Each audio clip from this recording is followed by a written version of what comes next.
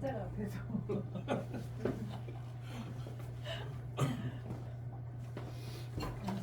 아니 꽃 같은 거 이런 거는 전혀 관심이 없거든요. 근데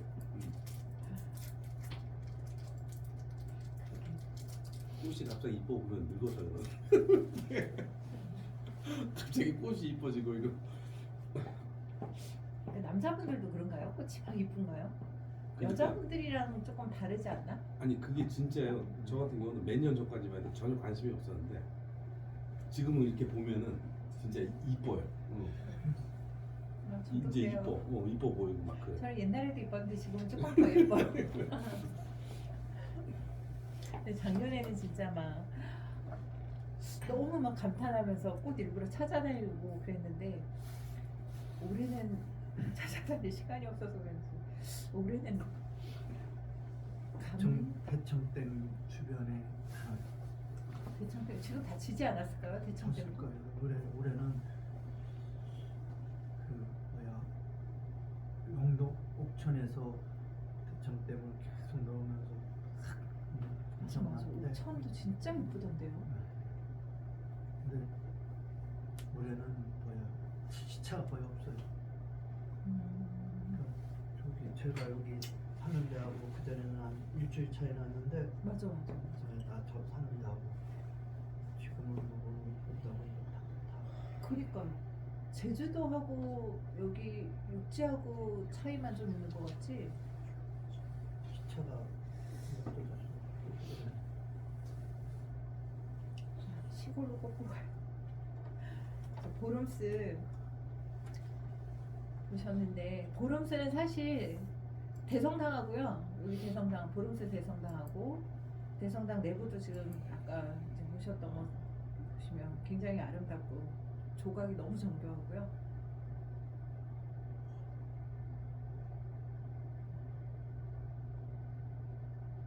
그때 프라 비투스 안에도 조각들이 여기는 다 유럽은 조각들이 정말 너무 화려하고 아름다워요.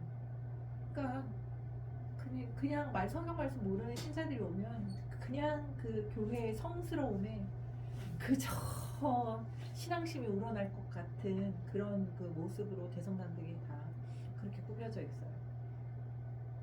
그렇게 종교개혁 기념비. 예, 이름이 어려워서 제가 기억을 못했네요. 로히 힐린 교수. 어렵습니다. 아까 영상에서 설명드렸던 그런 조각이고요. 여기 이제 보름스의 그 현장 서서 내가 여기 있습니다. 하나님 나를 도우소서 했던 그 현장. 그다음에 이제 바르트 브루크 루터를 보호한 그 선제후 동상에서 아까 왼쪽 앞에 있었던 그 선제후 프리드리히라고 하는 사람이 이제 여기가 바르트 브루크 성인데요. 이제 그 말하자면 그런 거죠. 그렇게 선언을 하고 아무래도 루터를 향한 좋지 않은 시선들이 교회 안에 있었겠죠. 황제든 교황이든. 그래서 그를 아마도 잡으려고 했을 거예요. 그런데 루터는 아랑곳하지 않고 그냥 자유롭게 다니는 거예요. 그런 루터를 누가 납치하냐면 바로 이 프리드리히가 납치를 해갖고 잡아가지고 물론 둘 사이에 합의가 있었다라고 이렇게 알려지고 있기는 합니다만 어쨌든 루터를 데려다가 뒀던 곳이 여기입니다. 바로 바르트부르크 성이에요. 성 자체는 그렇게 큰 성은 아니지만 거의 이렇게 요새와 같은 그런 함부로 범접하기 좀 어려운. 근데 독일에 가면 이런 아름다운 성이 너무 많아요. 너무 많아요. 그냥 성만 보는데도 몇 날 며칠 있어도 부족할 거예요. 바르트부르크 성에 기거하면서 이제 했던 작업이 이렇게 이렇게 바로 성경 번역 작업입니다. 안뜰은 이렇게 생겼어요. 아무래도 이제 카톨릭 국가였으니까 어딜 가나 교회 안에 성당들이 다 자리하고 있습니다. 그러니까 루터가 머물면서 성경 번역 작업을 했던 그런 그 공간으로 알려져 있고요. 그 공간에 이런 그 전시실들도 마련이 되어 있다고 합니다. 근데 이제 재밌는 게 이 예나라고 하는 지역이 있었대요. 이 루터하고 관련된 그런 예나를 가는 성기순례 팀들은 많지 않아요. 거의 없어요. 네, 거의 없는데 이제 이 책에서는 이 예나라고 하는 지역을 설명을 해주고 있는데 한 1년 동안은 바르크 루터성에 있으면서 이 루터가 성향이 저랑 좀 비슷했나 봐요. 이렇게 돌아다니는 걸 좋아하는 사람이었나 봐요. 어디 가만히 이렇게 못 있는 사람. 근데 1년을 갇혀 있었으니 얼마나 힘들었겠어요. 근데 1년 동안 과연 그가 성 안에만 있었을 것인가 라고 하는 부분에 있어서 이제 답을 주는 곳이 바로 이 예나라고 하는 지역이에요. 이 사람이 변장을 하고 돌아다녔대요. 변장을 하고 마틴 루터가 아닌 것처럼 변장을 하고 이제 여러 지역을 다녔는데 이 예나라고 하는 흑곰 여행소, 그러니까 비텐부르크에서 지금 뭐 보름스를 가든 아이제나하를 가든 이런 그 여러 지역들을 다닐 때 하이델베르그를 가든 이렇게 여러 지역을 다닐 때 말하자면 거점 도시 같은 그런 역할을 하는 곳이죠. 예나가 지나가다가 쉬면서 맛있는 밥도 먹고 또 잠도 자고 하던 그런. 그래서 여기 이제 여인숙이 있는데 이름이 흑곰 여인숙이었답니다. 이 흑곰 여인숙이 뭐 그 여인숙 안에 들어가면 흑곰 조각이 이렇게 돼 있대요. 그래서 흑곰 여인숙이라고 이렇게 불렀나 봐요. 그래서 거기 이제 쉬어 가면서 맛있는 음식도 먹고 그러고. 근데 주인은 알았겠죠? 루터인지. 근데 손님들은 모르는 거죠. 같은 투숙객이 같이 밥을 먹으면서도 모르는 거예요. 여기 그 나오는 재미난 얘기 하나가 나오는데 우연찮게 이제 그 비텐베르크에 지금 루터가 이 1년 동안 거기에 갇혀 있다라고, 그러니까 어딘가 지금 행방이 묘연하다라고 하는 그런 상태에서 어떤 이제 교수하고 제자하고 루터가 가끔 비텐베르크의 모습을 드러낸다는 얘기를 들은 거예요. 그래서 여행을 하다가 어쨌든 이 흑곰 여인숙에 머물게 됐는데 마침 그때 변장한 루터가 거기에 있었다는 거예요. 비텐베르크 가는 길에. 근데 변장을 얼마나 완벽하게 했는지 이 사람들이 못 알아봤다는 거죠.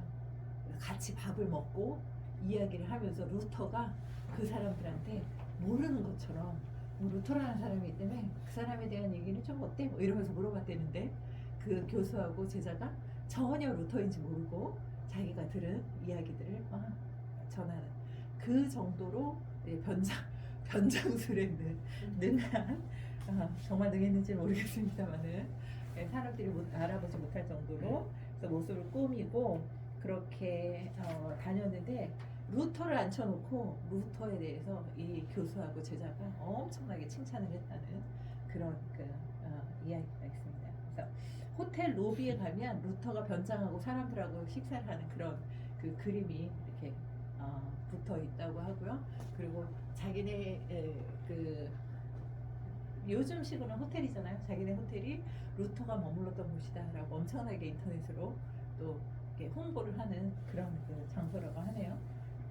루터의 방문을 기념하는 방도 있고 방 안에는 루터 초상화도 걸려 있다고 합니다. 그래서 루터를 팔아서 열심히 홍보를 하고 있는 그런 예나라고 하는 지역, 예나라고 하는 지역의 흑곰 여인숙이라고 불리우는 장소의 사진입니다. 에르푸르트 대성당은 이제 에르푸르트라고 하는 지역은요, 루터가 어린 시절을 보낸 곳이에요. 그 어떤 일화에 의하면 루터가 어린 시절에 10대일 때 뭐 여러 가지 설이 있는데 벼락을 맞을 뻔 했대요. 벼락을 맞을 뻔했다는 얘기도 있고 루터의 친구가 맞을 뻔했다는 그런 이야기도 있고 뭐 여러 가지 설이 있긴 한데 어쨌든 그 상황에서 하나님 그 성 안난가를 부르짖으면서 자기를 살려달라고 그러면서 자기가 이제 그 벼락으로 인해서 죽지 않으면 사제가 되겠다고 이렇게 서원을 한 그런 그 사건이 요 근처에서 난다마 에르푸르트라고 하는 지역 그 근교에 그런 사건이 일어났던 장소가 있어서 그리고 나서 이제 거기에는 에르푸르트라고 하는 지역에 있는 자그마한 수도원에서 이제 수도자의 삶을 시작을 했다는 거죠. 그래서 이 지역에서 이제 생활을 하게 되는데 에르푸르트 대성당 같은 경우는 루터가 사제 서풍을 받은 곳이라서 상당히 유명한 유명세를 타는 그런 그 장소라고 할 수가 있습니다.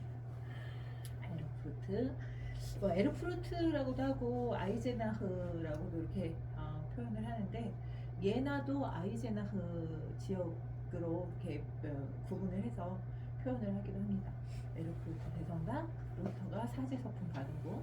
사실 사제 서풍을 받은 곳은 종교개혁하고 크게 상관이 있는 장소는 아닌데 어쨌든 그럼에도 불구하고 마틴 루터가 중요하게 인식이 되다 보니까 그리고 지역이 그다지 멀지 않은 보름스라고 하는 지역에서 그렇게 그다지 멀지 않은 곳에 위치해 있으면서 이제 지나가는 길에 그 성당 안에까지 들러부터 보진 않더라도 방문하는 그런 장소로 알려져 있는 곳입니다. 자, 하이델베르그. 제가 오늘 하이델베르그까지만 준비를 했는데 좀 일찍 끝날 것 같은데요? 괜찮을까요? 자, 하이델베르그입니다. 하이델베르그 같은 경우는 교리문답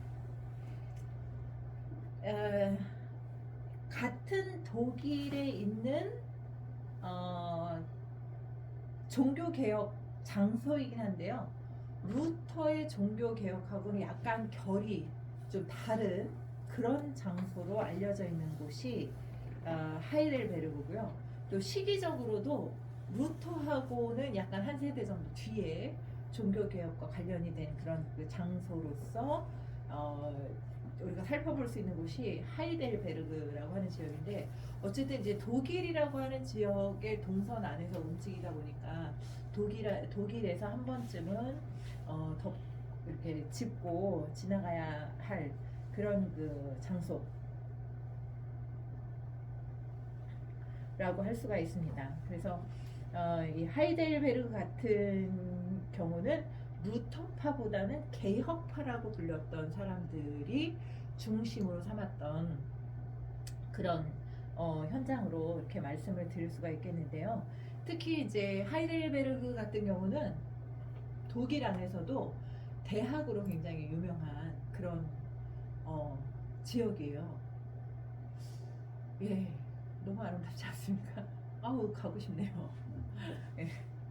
유럽은 예. 제가 지금 말씀 한번 드렸죠. 아들하고 2018년에 제가 늘 이스라엘에 가요. 겨울에 시즌이 되면 보통 12월 말에 딱 가가지고 3월 한 말쯤에 들어오거나 4월 초에 이렇게 들어와요. 근데 18년에 좀 여유있게 이스라엘에 갔는데 4월 초에 팀이 없는 거예요. 그래가지고 돌아오는 티켓이 4월 한 10일쯤이었는데 티켓을 변경하려고 보니까 워낙에 저렴하게 항공권을 구입해가지고 자리를 바꾸는데 몇십만 원이 들어가는 거예요. 그래서 이제 열심히 검색을 했습니다. 검색을 했더니 뮌헨이 20만 원대, 30만 원이 채 안 되는 가격으로 왕복 항공권 열흘짜리가 나오는 거예요. 그래서 얼른 티켓을 사고 자리 바꾸는 것보다 왕복 갔다 오는 게 물론 돈은 훨씬 많이 들었지만 그리고 마침 그 당시에 아들이 군대 가기 전에 휴학을 하고 있었어요. 휴학을 하고 마음처럼 군대에 바로 안 돼가지고 놀고 있어갖고 아들한테 연락을 했죠. 빨리 항공권을 검색을 해봐라. 그래서 미넨으로 날라오거라. 그랬더니 얘가 검색을 막 했는데 한국에서 미넨 왕복이 그때 60만 원대에 나온 거예요. 진짜 싼 거거든요. 60한 7만 원? 그 정도. 그래서 얼른 오라고 얘기를 해가지고 아들이 왔어요. 와서 미넨의 거점을 잡고 이제 아들이랑 여기저기 들쑤시고 다닌 거죠. 근데 유럽은 이런 올드 시티들이 가는 도시마다 다 있어요. 웬만한 도시마다 다 있어요. 이런 올드 시티를 저는 그냥 지나치지 않고 다 돌아다녀요. 그 성이 있으면 성 한 바퀴 다 돌고 성 골목골목 다 다니고 교회 있으면 교회 다 들어가 보고.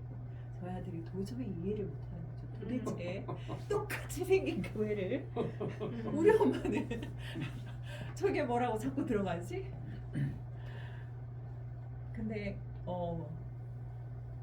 모습이 조금 비슷한 것 같아도 각각의 교회들이 다 개성이 있고 또 다른 이야기들을 품고 있어서 또 나라마다 조금씩 또 이 건축 형태라든가 이런 게 도시 구성이라는 게 조금씩 다르거든요.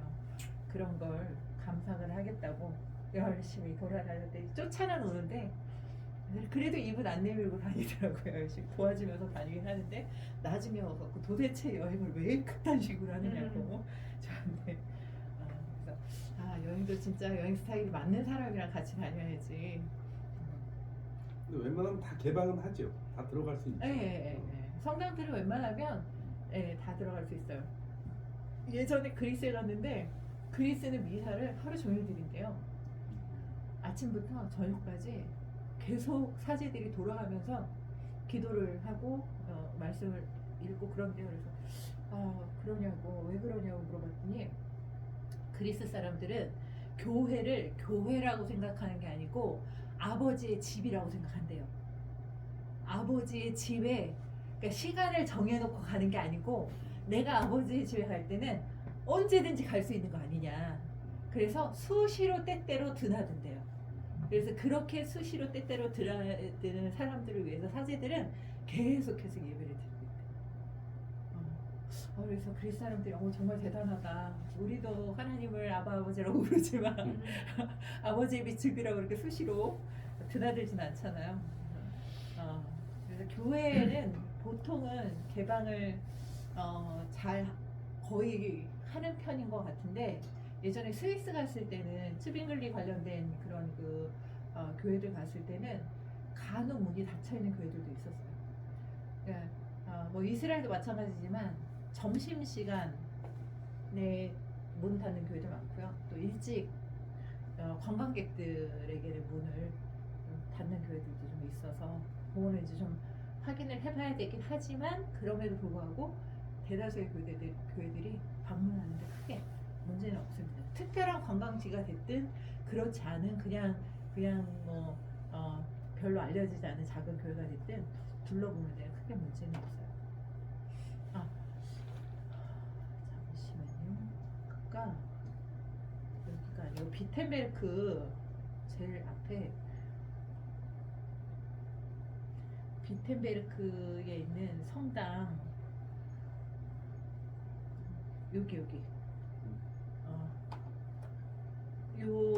그 성당이 저기잖아요. 그 성에 있는 교회 비텐베르크 성교회의 이 위에 요 부분에 내주는 강한 성이요 방패와 병기 되시니 요 말씀이 기록이 돼 있대요. 위에 그 교회 첨탑 뭐라 그러죠? 종탑 부분이 굉장히 견고해 보이는데 거기에 내주는 강한 성이요 그 말씀을 기록을 해놨다고 하더라고요. 그 내용도 굉장히 인상적이죠.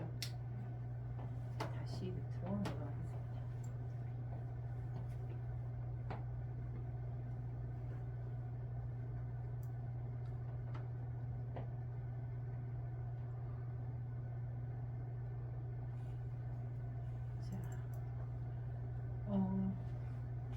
이렇게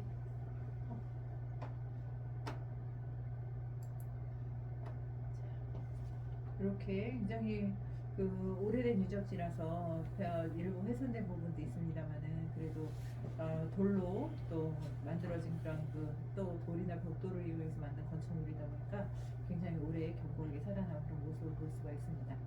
자, 하이델베르크 그 왜 자꾸 이게 뜰까요? 뭐를 잘못 건드나 보다. 자, 하이델베르크는 대학 도시라고 말씀을 드렸는데요. 종교개혁 자체가 굉장히 새롭고 진보적인 그런 그 사상이잖아요. 그러다 보니까 이런 학문이 중심이 되는 도시에서 아주 활발하게 논의가 될 수밖에 없는 그런 어떤 환경을 가지고 있었던 곳이 하이델베르크라고 하는 곳입니다. 근데 그게 이제 많은 이야기들이 나옴으로 인해서 새로운 사상들이 막 정립될 수 있는 그런 어떤 가능성을 가지고 있다라고 하는 측면에서는 이제 좋은 부분으로 우리가 해석을 할 수도 있지만 너무 많은 다양한 사상들이 일어나다 보니 굉장히 좀 혼란스러움이 벌어질 수밖에 없는 또 그런 좀 부정적인 측면에서 보면 그런 현상이 나타났던 곳이 역시 또 하이델베르크라고 하는 곳이었다라고 이렇게 말씀을 드릴 수가 있습니다. 특히 이제 같은 종교 개혁이라고 하더라도 여러 파들이 있잖아요. 루터파, 나중에 뭐 보면 뭐 켈빈, 칼뱅파, 뭐 츠빙글리파, 뭐 이렇게 이런 여러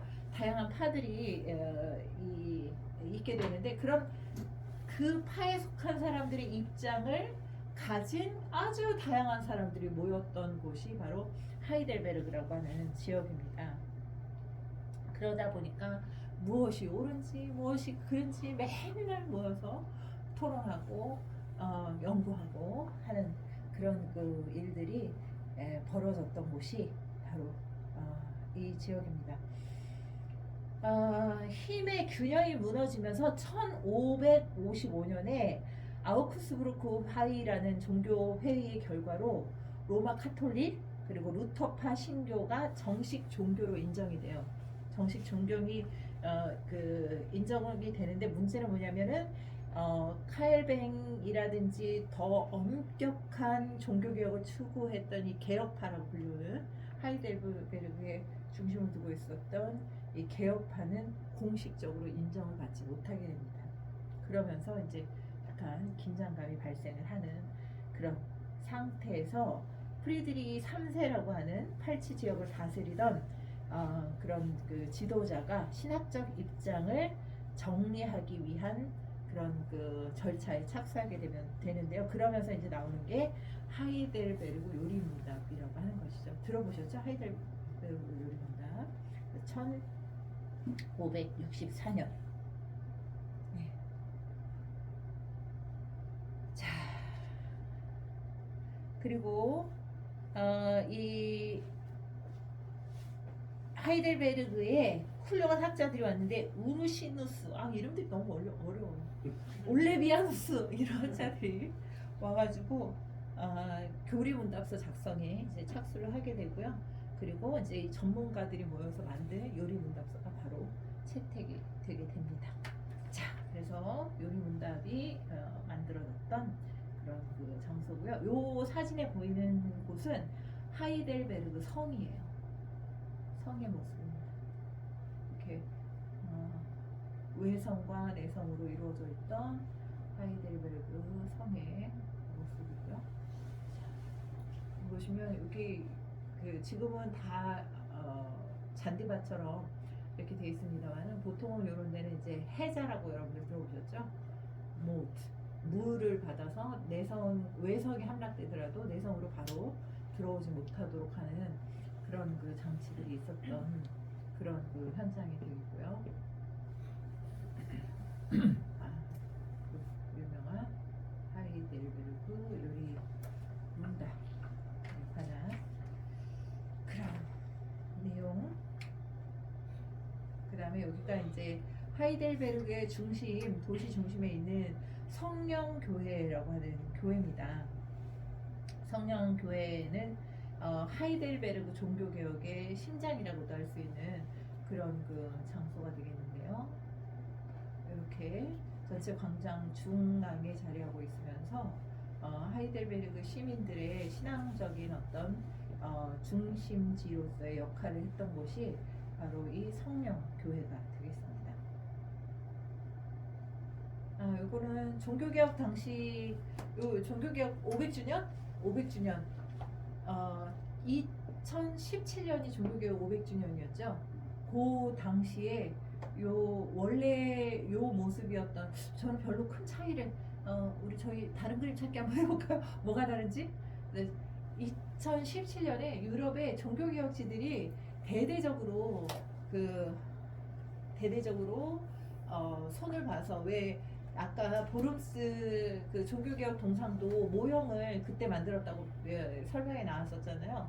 이렇게 대대적으로 손질을 하고 종교개혁을 기념하고 또 손님들을 맞이하기 위한 그런 그 준비들을 합니다. 그러면서 굉장히 좀 전 사진의 채도가 좀 다른 정도밖에는 모르겠지만 어쨌든 깨끗하게 정리가 된 그런 그 하이델베르그 마을의 전경을 여러분들이 보시고 계시고요.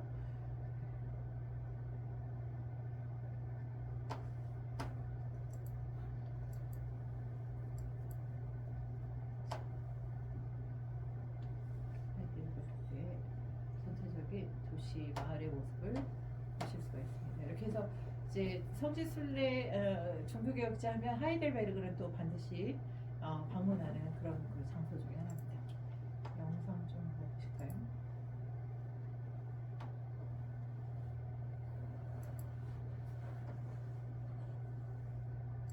어떤 마르틴 루터가 로마 가톨릭으로부터 파문을 당하고 1년간 숨어 지냈던 독일 아이젠하흐의 바르트부르크 성입니다. 파문을 당했기 때문에 그는 생명의 위협을 느꼈고 그의 추종자들은 공식적으로 이단이라고 낙인이 찍혔습니다. 루터는 종교개혁으로 인한 극심한 스트레스 때문에 이곳에서 소화불량, 불면증, 우울증, 그리고 변비와 치질로 고통을 당했습니다. 왜 그는 1년간 이곳에서 숨어 지내야 했을까요? 그가 이곳에 있었던 1년 동안 그는 독일어로 성경을 번역했습니다. 그 1년은 멈춘 시간처럼 보였지만 실제로는 하나님이 일하신 시간이었습니다. 이 1년으로 인해서 독일 사람들은 처음으로 자국어 성경을 통해서 하나님의 말씀을 들을 수 있었기 때문입니다.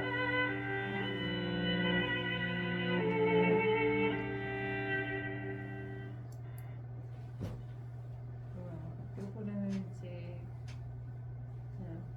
바르트부르크 성에 대한 간단한 부분이었고요. 하이델베르그 보기 전에 한번 웃어주는 웃음, 고맙다는 말 한마디.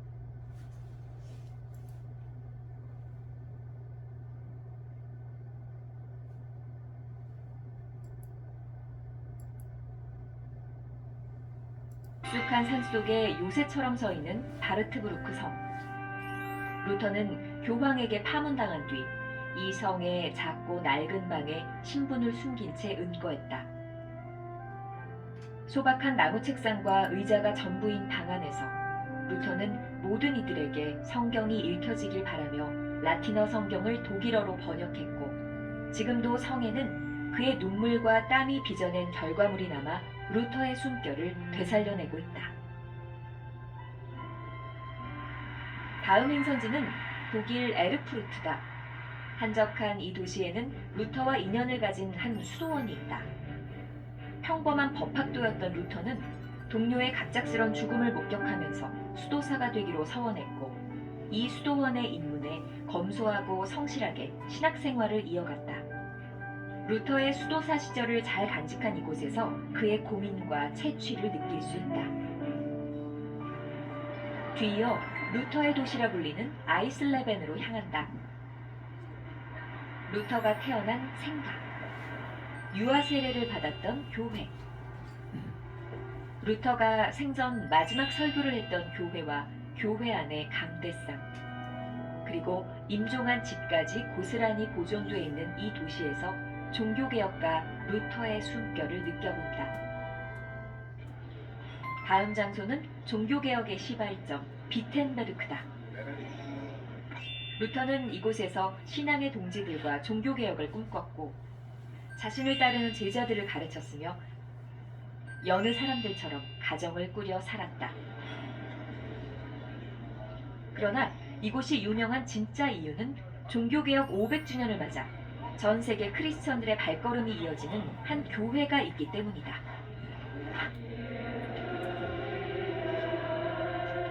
늘 사람들로 북적이는 이곳은 루터가 기독교 역사를 바꾼 무대이자 프로테스탄트의 발상지다. 교회 내부의 조각상이나 루터의 무덤도 인상적이지만 이곳을 찾는 수많은 이들에게 신앙적인 도전과 자극을 주는 건 바로 이 교회의 청동문이다. 500년 전 루터가 가톨릭의 면죄부 장사를 비판하며 95개조 반박문을 내걸었던 곳이기 때문이다. 프로테스탄트가 시작된 이곳 비텐베르크성 교회는 신앙의 초심을 되새기려는 우리 개신교인들에게 필수 순례 코스다.